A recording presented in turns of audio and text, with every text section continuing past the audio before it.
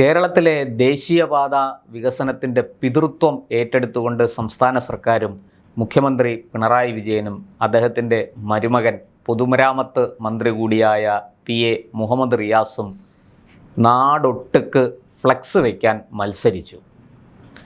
ഈ പണം, അതായത് ദേശീയപാത വികസനത്തിന് വേണ്ടുന്ന ഫണ്ട് അനുവദിച്ചതും ദേശീയപാത ഭൂമി ഏറ്റെടുത്ത്, അതായത് കേന്ദ്ര സർക്കാരിൽ നിന്ന് പണം കൊടുത്ത് അത് ഏറ്റെടുത്ത് ആ ദേശീയപാത വികസിപ്പിച്ച് 6 വരിയാക്കി ഏതാണ്ട് ഒരു എക്സ്പ്രസ് ഹൈവേക്ക് തുല്യമാക്കി പണിയുന്നതും കേന്ദ്ര സർക്കാർ തന്നെയാണ്. സംസ്ഥാനത്തിൻ്റെ ഈ ദേശീയപാത വികസനത്തിലേക്കുള്ള സംഭാവന എന്ന് പറയുന്നത് ഏതാണ്ട് 5000 കോടി രൂപ വരും. അതുതന്നെ പണം കൊടുക്കുകയല്ല ചെയ്തത്, മറിച്ച് കേരളത്തിലേക്ക് കൊണ്ടുവരുന്ന സിമൻറ്റ്, മണൽ, കല്ല്, കമ്പി തുടങ്ങിയ സാധനങ്ങളുടെ ടാക്സ്, അതിൻ്റെ നികുതി ഇളവ് കൊടുത്തു. ആ നികുതി ഇളവിലൂടെ സംസ്ഥാന ഖജനാവിലേക്ക് വരേണ്ട 5000-ഓളം കോടി രൂപ സംസ്ഥാന സർക്കാർ വേണ്ടെന്ന് വെച്ചു. ഇതാണ് എന്തോ വലിയ മഹാകാര്യമായിട്ട് സംസ്ഥാനം അവതരിപ്പിക്കുന്നത്. ദേശീയപാത വികസനത്തിന് ഭൂമി ഏറ്റെടുക്കാൻ പണം നൽകിയ ഏക സർക്കാർ കേരള സർക്കാരാണെന്ന് വരെ ഒരു ഉളുപ്പുമില്ലാതെ അടിച്ചുവിടാൻ ഈ അമ്മായിയപ്പനും മരുമകനും മാത്രമേ സാധിക്കുകയുള്ളൂ. ഗുജറാത്ത്, രാജസ്ഥാൻ, ഗോവ തുടങ്ങിയ നിരവധി സംസ്ഥാനങ്ങൾ അങ്ങോട്ട് ഭൂമി ഏറ്റെടുക്കലിന് വേണ്ടിയിട്ട് ചെലവഴിച്ച തുകയുടെ കണക്കുകൾ വിവരാവകാശ പ്രകാരം പുറത്തു വന്നിട്ടുണ്ട്. നാണം കെട്ട് മലയാളി തലതാഴ്ത്തി നടക്കേണ്ട സാഹചര്യമാണ് ഈ അമ്മായിയപ്പനും മരുമകനും കൂടി ഉണ്ടാക്കി വെച്ചത്. ഞാൻ പറഞ്ഞു വരുന്നത് അതേക്കുറിച്ചല്ല, അതൊക്കെ പുറത്തു വന്ന വാർത്തകളാണ്, നമുക്കെല്ലാവർക്കും അതിനെക്കുറിച്ച് അറിയുകയും ചെയ്യാം.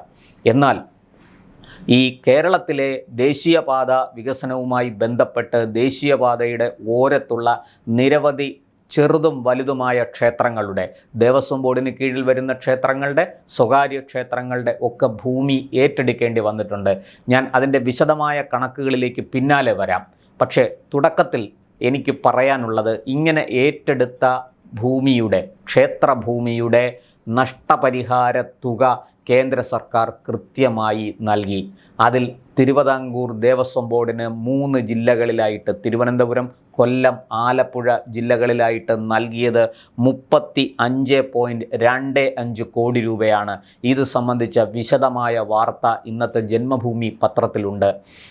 ജന്മഭൂമി എന്തുകൊണ്ടാണ് ഇത് ഇത്രയും റിപ്പോർട്ട് ചെയ്യാൻ ഇത്രയും വൈകിയത് എന്നെനിക്കറിയില്ല. നേരത്തെ തന്നെ ഇതിനെക്കുറിച്ചുള്ള നിരവധി വിവരങ്ങൾ പുറത്തു വന്നെങ്കിലും ഇത്ര വിശദമായി കാര്യങ്ങൾ ആരും റിപ്പോർട്ട് ചെയ്തിരുന്നില്ല.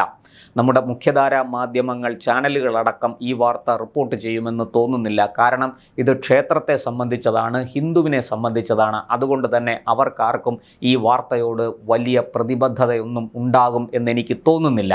എന്തായാലും ഈ 35.25 കോടി രൂപ തിരുവിതാംകൂർ ദേവസ്വം ബോർഡിന് അനുവദിച്ചു.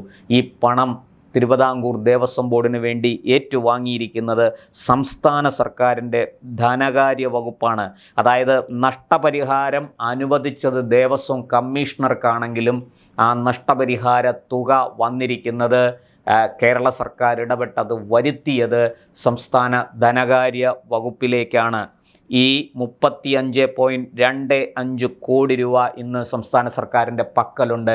ഇത് കൃത്യമായിട്ട് ഏതൊക്കെ ക്ഷേത്രങ്ങളിൽ നിന്നാണോ ഭൂമി ഏറ്റെടുത്തത് തുല്യമായ തുക, അതായത് ഏറ്റെടുത്ത ഭൂമിക്ക് തുല്യമായ തുക അതത് ക്ഷേത്രങ്ങളിലേക്ക്, അതത് തിരുവിതാംകൂർ ദേവസ്വം ബോർഡിന് കീഴിലുള്ള അതത് ക്ഷേത്രങ്ങളിലേക്ക് നൽകേണ്ടതാണ്. കാരണം അവിടെ ചുറ്റുമതിൽ പുതുക്കി പണിയുന്നതുൾപ്പെടെ നിരവധി കാര്യങ്ങൾ, അതായത് ചില ക്ഷേത്രങ്ങളുടെ ഉപദേവത ആലയങ്ങൾ അത് പൊളിച്ചു പണിയേണ്ടി വന്നിട്ടുണ്ട്. അത് പൊളിച്ച് അവിടുത്തെ ആ ഉപദേവനായിരിക്കുന്ന അല്ലെങ്കിൽ ഉപദേവതയായിരിക്കുന്ന ആ മൂർത്തിയെ ബാലാലയ പ്രതിഷ്ഠ നടത്തി മാറ്റി ആ ബാലാലയത്തിൽ വെച്ച് ആരാധിച്ചു കൊണ്ടിരിക്കുകയാണ്. അവിടെ ഇനി പുതിയ ആലയം നിർമ്മിച്ച്, ഉപദേവത ആലയം നിർമ്മിച്ച് പുനഃപ്രതിഷ്ഠ നടത്തേണ്ടതുണ്ട്. ഇതൊക്കെ നാട്ടുകാരുടെ പണം കൊണ്ട് കുറേയൊക്കെ നടന്നിട്ടുണ്ട്. കാരണം ഭക്തജനങ്ങളെ സംബന്ധിച്ചിടത്തോളം അവർക്ക് ദേവനെ ആരാധിക്കാനുള്ള സാഹചര്യവും സൗകര്യവുമാണ് വേണ്ടത്. അതുകൊണ്ട് അവർ സ്വന്തം പോക്കറ്റിൽ നിന്ന് പണം മുടക്കി ഈ ഉപദേവത ആലയങ്ങൾ നിർമ്മിക്കാൻ സഹായിച്ചിട്ടുണ്ട്. പക്ഷേ എൻ്റെ ചോദ്യം, ഈ 35.25 കോടി രൂപ കിട്ടിയിട്ടും സംസ്ഥാന സർക്കാർ എന്തുകൊണ്ടാണ് അത് തിരുവിതാംകൂർ ദേവസ്വം ബോർഡിന് കീഴിൽ വരുന്ന അതത് ക്ഷേത്രങ്ങൾക്ക് നൽകിയില്ല എന്നുള്ളതാണ്. അതിൻ്റെ വിശദമായ കണക്കുകൾ വരുന്നുണ്ട്. ഞാൻ ആ കണക്കുകളിലേക്ക് വരാം. വളരെ വിശദമായിട്ട് നമ്മൾ കേൾക്കേണ്ടതാണ്. ആലപ്പുഴ ഇരട്ടക്കുളങ്ങര ക്ഷേത്രം 7.37 കോടി രൂപ കൊടുക്കണം. കൊല്ലം പടനായർകുളങ്ങര ക്ഷേത്രം 4.67 കോടി രൂപ കൊടുക്കണം. അതുപോലെ തന്നെ ആലപ്പുഴയിലെ നീർക്കുന്നം ക്ഷേത്രം 4.43 കോടി രൂപ കൊടുക്കാനുണ്ട്. ആലപ്പുഴ വണ്ടാനം ക്ഷേത്രം 3.48 കോടി. ആലപ്പുഴ കാഞ്ഞൂർ ക്ഷേത്രം 2.35 കോടി. ആലപ്പുഴ തിരുവിലിഞ്ഞാൽ ക്ഷേത്രം 1.24 കോടി. ആലപ്പുഴ തന്നെ നവരക്കൽ ക്ഷേത്രം 1.18 കോടി. തിരുവനന്തപുരം ജില്ലയിലെത്തുമ്പോൾ തിരുവാറാട്ടുകാവ് ക്ഷേത്രം 1.15 കോടി. ആലപ്പുഴ വലിയ കലവൂർ ക്ഷേത്രം വളരെ പ്രസിദ്ധമായ ക്ഷേത്രമാണ്, അവിടെ 1.13 കോടി. കൊല്ലം കൊറ്റൻകുളങ്ങര ക്ഷേത്രം 1.10 കോടി രൂപ. അതുപോലെ കൊല്ലം കാമൻകുളങ്ങര ക്ഷേത്രം 1.08 കോടി. ഇങ്ങനെ നിരവധി, ഇനിയും പറയാൻ ഒരുപാട്. അതായത് 35 ലക്ഷം രൂപ, ഏറ്റവും കുറഞ്ഞ തുക 35 ലക്ഷം രൂപ കൊടുക്കാനുണ്ട്. അത് ഈ നഷ്ടപരിഹാര തുക ഒരു ക്ഷേത്രത്തിനും കൊടുത്തിട്ടില്ല എന്നുള്ളതാണ്. സർക്കാരിൻ്റെ പക്കൽ കേന്ദ്ര സർക്കാർ നൽകിയ തുക എത്തിയിട്ടുണ്ട്. എന്നിട്ടും ഈ തുക ഒന്നും തന്നെ ഒരു ക്ഷേത്രത്തിലേക്കും അനുവദിച്ചിട്ടില്ല. ഇത് ചോദിക്കാൻ കേരളത്തിലെ ഒരു രാഷ്ട്രീയ പാർട്ടിയും ഇല്ല എന്നുള്ളതാണ് വാസ്തവം. ഇത് കഴിഞ്ഞ 10 വർഷമായിട്ട് നമുക്കറിയാം. 2014 നരേന്ദ്രമോദി സർക്കാർ അധികാരമേറ്റപ്പോൾ മുതൽ രാജ്യത്തെമ്പാടുമുള്ള അടിസ്ഥാന സൗകര്യ വികസനത്തിന് വലിയ പ്രാധാന്യം നൽകി പദ്ധതികൾ നടപ്പാക്കി വരികയാണ്. ഞാനിപ്പോഴും ഓർക്കുന്നു, 2015 തുടക്കത്തിൽ തന്നെ നമ്മുടെ കേരളത്തിൽ കഴക്കൂട്ടം കാരോട് ബൈപ്പാസ് മുടങ്ങിക്കിടന്ന 4 വരി പാതയ്ക്ക് വേണ്ടി സ്ഥലം ഏറ്റെടുത്തിട്ടും 4 വരി പാത നിർമ്മിക്കാതെ, ആവശ്യമുള്ള ഫ്ലൈ ഓവറുകൾ നിർമ്മിക്കാതെ, വെറും ഒരു സാധാരണ റോഡ് പോലെ ഒരു ബൈപ്പാസ് നിർമ്മിച്ചിട്ടിരുന്നത് നമുക്കെല്ലാവർക്കും അറിയുന്നതാണ്. ആ ബൈപ്പാസിനെ 4 വരിയാക്കി അവിടെ ആവശ്യത്തിന് ഫ്ലൈ ഓവറുകൾ നിർമ്മിച്ച് യാത്ര സുഗമമാക്കാൻ വേണ്ടിയിട്ട് അന്ന് കേന്ദ്ര ഉപരിതല ഗതാഗത മന്ത്രി, ഇന്നും അദ്ദേഹം തന്നെയാണ്, നിതിൻ ഗഡ്കരിയുടെ നേതൃത്വത്തിൽ അതിന് ശ്രമം ആരംഭിച്ചു. 2015 ഉമ്മൻചാണ്ടി സംസ്ഥാന മുഖ്യമന്ത്രിയായിരിക്കുന്ന കാലത്ത് തന്നെ അതിൻ്റെ ഉദ്ഘാടനം നടന്നു. അന്ന് ഡോക്ടർ ശശി തരൂർ MP ഉൾപ്പെടെയുള്ളവർ പങ്കെടുക്കുകയും അന്ന് ആ യോഗത്തിൽ വെച്ച്, ആ ഉദ്ഘാടന ചടങ്ങിൽ വെച്ച് തന്നെ ശശി തരൂർ അടക്കമുള്ളവർ, മുഖ്യമന്ത്രി ഉമ്മൻചാണ്ടി അടക്കമുള്ളവർ, അന്നത്തെ BJPയുടെ സംസ്ഥാന പ്രസിഡന്റ് ശ്രീ V മുരളീധരൻ അടക്കമുള്ളവർ നിതിൻ ഗഡ്കരിയോട് ആവശ്യപ്പെട്ടതാണ്, കേരളത്തിൽ ഭൂമി ഏറ്റെടുക്കാൻ വലിയ പ്രയാസമാണ്, വലിയ വിലയാണ് ഭൂമിക്ക് നൽകേണ്ടത്. അതുകൊണ്ട് കേന്ദ്ര സർക്കാർ അതിനും സഹായം നൽകണം. സംസ്ഥാന സർക്കാരിന് ഒറ്റയ്ക്ക് അത് ചെയ്യാൻ സാധിക്കില്ല, കൂട്ടിയാൽ കൂടില്ല. അതുകൊണ്ട് കൃത്യമായിട്ടും കേന്ദ്രം അതിനും പണം നൽകണം എന്നിവരെല്ലാവരും ഒരേ ശ്വാസത്തിൽ ഒറ്റ സ്വരത്തിൽ ആവശ്യപ്പെട്ടു. നിതിൻ ഗഡ്കരി അത് പരിഗണിക്കാമെന്ന് പറഞ്ഞു, ഉറപ്പു നൽകി. അവസാനം അത് പരിഗണിക്കുകയും ചെയ്തു. കേന്ദ്രം അതിനും പണം അനുവദിച്ചു. ആ പണമാണ് ഇപ്പോൾ ഈ തിരുവിതാംകൂർ ദേവസ്വം ബോർഡിന് കീഴിൽ വരുന്ന ക്ഷേത്രങ്ങളുടെ ഭൂമി ഏറ്റെടുത്തതിന് പകരമായി നൽകേണ്ട 35.25 കോടി രൂപ സംസ്ഥാന സർക്കാർ അടിച്ചുമാറ്റി കൈവശം വച്ചിരിക്കുന്നത്. ഇതെന്തുകൊണ്ട് ക്ഷേത്രങ്ങൾക്ക് വീതിച്ച് നൽകുന്നില്ല? അവർക്ക് അർഹമായ നഷ്ടപരിഹാരം എന്തിന് പിടിച്ചു വച്ചിരിക്കുന്നു എന്ന ചോദ്യം ഉയർത്തേണ്ടതാണ്.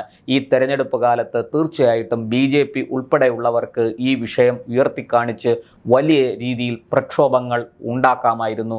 അവരാരും തന്നെ ഇതേക്കുറിച്ച് ശ്രദ്ധിച്ചിട്ടില്ല എന്നുള്ളത് അങ്ങേയറ്റം ഖേദകരമായ ഒരു കാര്യമാണ്. എന്തായാലും ഒരു കാര്യം വ്യക്തമാണ്, കേന്ദ്ര സർക്കാർ ഏതൊക്കെ വികസന പദ്ധതികൾ കേരളത്തിലേക്ക് കൊണ്ടുവരുന്നുണ്ടോ അതിനെല്ലാം കൃത്യമായി പണം അനുവദിക്കുന്നുണ്ട്. കൃത്യമായ സമയത്ത് കണക്കുകൾ കൊടുക്കുന്നതിനനുസരിച്ച് അത് ഘട്ടം ഘട്ടമായി ആ പണം സംസ്ഥാന സർക്കാരിൻ്റെ ഖജനാവിലേക്ക് വരുന്നുണ്ട്.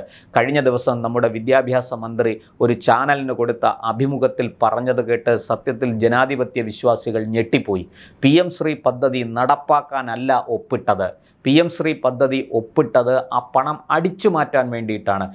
പല സംസ്ഥാനങ്ങളും PM ശ്രീ പദ്ധതിയിൽ ഒപ്പിട്ട് പണം വാങ്ങിയിട്ടുണ്ട്, പക്ഷെ പദ്ധതി നടപ്പാക്കിയിട്ടില്ല. അതുപോലെ കേരളവും അങ്ങനെ പദ്ധതി നടപ്പാക്കാതിരിക്കാൻ, അതായത് ഒപ്പിടും, ഞങ്ങൾ പണം വാങ്ങും, എന്നിട്ട് ഞങ്ങളുടെ തോന്നിയതുപോലെ ചെലവഴിക്കും, പദ്ധതി ഞങ്ങൾ നടപ്പാക്കില്ല എന്ന് ഒരു മന്ത്രി വന്നിരുന്നു ഒരു ഉളുപ്പുമില്ല സത്യപ്രതിജ്ഞാ ലംഘനം നടത്തിക്കൊണ്ട് പറയുകയാണ്. അത് ഏറ്റുവാങ്ങി റിപ്പോർട്ട് ചെയ്യാൻ നാണം കെട്ട മാധ്യമപ്രവർത്തകരെ മുഴുവനും നാണം കെടുത്തുന്ന ഒരു മാധ്യമപ്രവർത്തകനല്ലാത്ത ഒരു അവതാരകനും വെറും അവതാരകൻ മാത്രമായ ചടുലമായ ഭാഷയിൽ സംസാരിക്കുന്ന, നീട്ടിയും കുറുക്കിയും വർത്തമാനം പറയുന്ന ഒരു എന്താ പറയേണ്ട ഒരു വിവരദോഷി ഈ മന്ത്രിയെ അഭിമുഖം നടത്തിയിട്ട് ഇപ്പോൾ മന്ത്രിയല്ല അദ്ദേഹം, നിയമപ്രകാരം തെരഞ്ഞെടുപ്പ് നോട്ടിഫിക്കേഷൻ വന്നു കഴിഞ്ഞാൽ പിന്നെ കെയർടേക്കർ മന്ത്രിസഭയാണ്. അതുകൊണ്ട് തന്നെ മന്ത്രിക്ക് യാതൊരു പ്രസക്തിയും ഇല്ല മന്ത്രി പദത്തിന്. എങ്കിലും ആ വിദ്യാഭ്യാസ മന്ത്രിയായിരുന്ന ആൾ പറഞ്ഞ വർത്തമാനമാണ്. നോക്കൂ, കേന്ദ്ര സർക്കാർ കൊടുക്കുന്ന ഓരോ ചില്ലിക്കാശിനും കൃത്യമായ കണക്കുണ്ട്. നമുക്കറിയാം, പ്രാഥമിക ആരോഗ്യ കേന്ദ്രങ്ങളുടെ പേര് ആയുഷ്മാൻ ആരോഗ്യ മന്ദിർ എന്നാക്കി മാറ്റണം എന്ന് കേന്ദ്രം നിർദ്ദേശിച്ചിരുന്നു. പക്ഷേ അത് ചെയ്യാതെ 2 വർഷം താമസിപ്പിച്ചപ്പോൾ എത്ര കോടി രൂപയാണ് സംസ്ഥാനത്തിന് നഷ്ടമായത് എന്ന് നമ്മൾ ഓർക്കണം. ഇവിടെ മെഡിക്കൽ കോളേജിൽ ശസ്ത്രക്രിയ ഉപകരണങ്ങൾ വാങ്ങാനില്ലാതെ, അതിനുള്ള പണം പോലും ഖജനാവിൽ നിന്ന് അനുവദിക്കാതെ രോഗികളെ കൊണ്ടത് വാങ്ങിപ്പിച്ച് ശസ്ത്രക്രിയ നടത്തിക്കുന്ന നാണം കെട്ട ഏർപ്പാടുള്ളൊരു സംസ്ഥാനമാണ് കേരളം.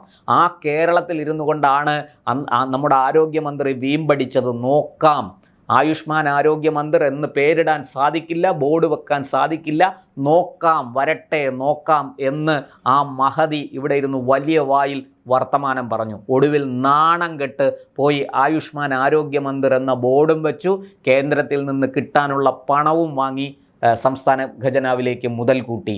ഇത്തരത്തിലുള്ള വെറും പുറം പൂച്ച് മാത്രമുള്ള ഒരു സർക്കാർ കേരളത്തിൽ ഭരിക്കുകയാണ്. ആ സർക്കാരാണ് ഹിന്ദുക്കളുടെ ക്ഷേത്രങ്ങളുടെ 35.25 കോടി രൂപ അടിച്ചു മാറ്റി. അത് കേവലം 3 ജില്ലകളിലെ, മറ്റു ജില്ലകളിലെ കണക്കുകൾ വന്നിട്ടില്ല. കണക്കുകൾ വന്നാൽ മാത്രമേ നമുക്ക് അറിയാൻ സാധിക്കുകയുള്ളൂ. എന്തായാലും തിരുവനന്തപുരം, കൊല്ലം, ആലപ്പുഴ ജില്ലകളിലെ തിരുവിതാംകൂർ ദേവസ്വം ബോർഡിന് കീഴിൽ വരുന്ന ക്ഷേത്രങ്ങളുടെ ഭൂമി ഏറ്റെടുത്ത വകയിൽ സംസ്ഥാന സർക്കാർ അടിച്ചു മാറ്റിയിരിക്കുന്നത് 35 കോടി രൂപയാണ് എന്ന് വോട്ടെടുപ്പിൽ പങ്കെടുക്കാൻ പോകുന്ന, വോട്ട് ചെയ്യാൻ ബൂത്തിലേക്ക് പോകുന്ന ഓരോ വോട്ടർമാരും ഓർക്കണമെന്ന് മാത്രമേ എനിക്ക് പറയാനുള്ളൂ.